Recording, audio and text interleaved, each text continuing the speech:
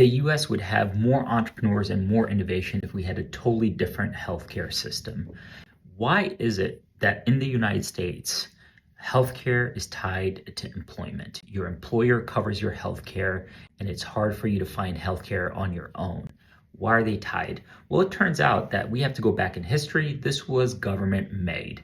During World War II, the government, because they wanted to make sure that prices did not increase drastically, imposed wage controls, price controls, and therefore people had to get creative and provide employees with benefits outside of wages. And that's why today we look at total compensation and not just wages.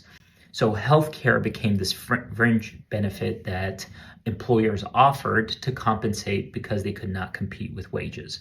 The next thing is in the 1950s, the tax code was changed and it created a strong incentive for businesses to offer healthcare rather than wage increases. Also, labor unions at the same time, to compete for wages, argued for better benefits. This is the history of why healthcare is tied with employment. It creates a really difficult thing, and I talk about this in my newsletter today.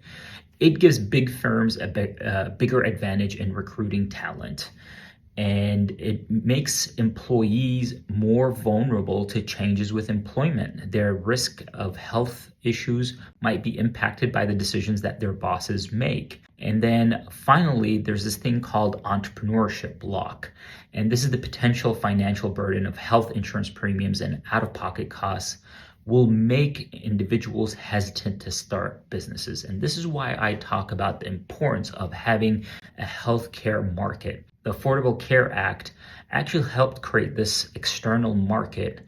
And there's a study actually that shows that reducing the cost premiums for entrepreneurs' health insurance by $50 per month increases the probability of being self-employed by 9%.